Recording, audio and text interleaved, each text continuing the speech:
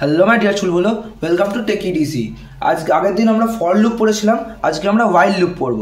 প্রথমে while লুপের সিনট্যাক্সটা কি না, while ভেতরে আমাদের কন্ডিশনটা লিখতে হয় এবং তার ভেতরে আমরা কোডটা লিখবো, আমাদের পার্টিকুলার ব্লক অফ কোড লিখবো। কন্ডিশন যদি আমাদের ট্রু হয় তাহলে আমাদের লুপের মধ্যে ঢুকবে, কন্ডিশন যদি ফলস করে তাহলে লুপ থেকে এক্সিট করে যাবে। আর বেশি থিওরি না ডিসকাস করে চল জাম্প ইনটু দ্যাট এক্সাম্পল। আমরা যে প্রোগ্রামটা ফর লুপ দিয়ে করেছিলাম সেম প্রোগ্রামটা আমরা while লুপ দিয়েও করব।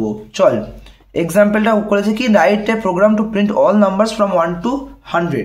আমরা সেম প্রোগ্রাম আমরা ফর লুপ দিয়ে করেছিলাম যে 1 থেকে 1000-এর মধ্যে সব নাম্বারগুলোকে আমাদের প্রিন্ট করতে হবে।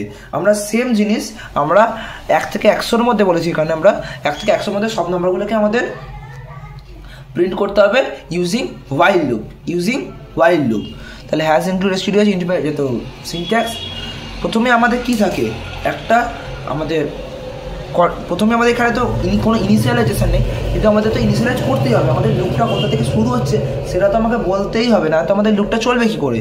তাহলে আমাদের আগে লিখলাম ইন্ট i = 1। আমরা ওখানে ফরের মধ্যে লিখছিলাম, এখানে বাইরে লিখছি, যেহেতু ইনিশিয়ালাইজেশন কোনো পার্ট নেই আমাদের কন্ডিশনে। তো আমরা কি লিখবো, while কতক্ষণ চলবে লুপটা চলবে আপ টু 100 অবধি। 100 দিয়ে আমাদের লুপের মধ্যে কি লিখ করতে হবে না, printf %d i, তাহলে আইটা প্রিন্ট হবে। দিয়ে এবার আমাদের একটা আপডেট স্টেটমেন্ট ছিল ফর লুপে, তাহলে while লুপে সেটা থাকতে হবে।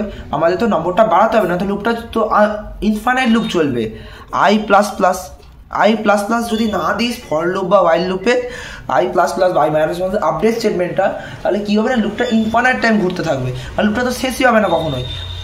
কী হবে না বলছি, ধর শুরু হচ্ছে কি i = 1, ও while এসে চেক করলো 1 < 100, ও বললো ইয়েস, তাহলে 1কে প্রিন্ট করলো। i++ দেখলো, তাহলে 1 = 1 + 1 হয়ে গেল, দিয়ে 1 2 হয়ে গেল। 2 হচ্ছে আবার চেক করলো 2 < 100, বলে ইয়েস, 2 প্রিন্ট করলো, 2টা কেটে 3 হয়ে গেল, আবার 3 প্রিন্ট করলো, এবার 4 প্রিন্ট করলো, 5 প্রিন্ট করলো। তাহলে বুঝতে পেরেছি আমাদের এক্সিকিউশন।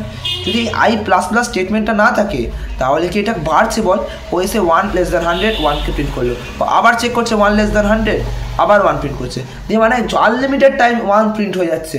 1টা তো বাড়ছেই না, তাহলে i কখনোই >100 হচ্ছে না, তার মানে কখনোই লুপের কন্ডিশন ফলস করছে না, আমরা এক্সিটই করতে পারছি না, ইনফাইনাইট লুপ চলছে।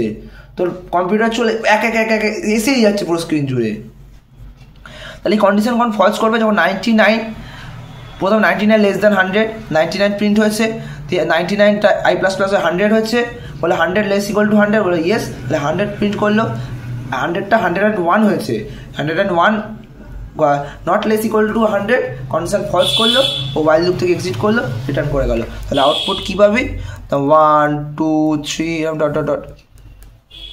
100 অবধি পাবো। আশা করছি বুঝতে পেরেছিস while লুপ। চল মিলতে हैं अगले क्लास में, bye. Just take it easy.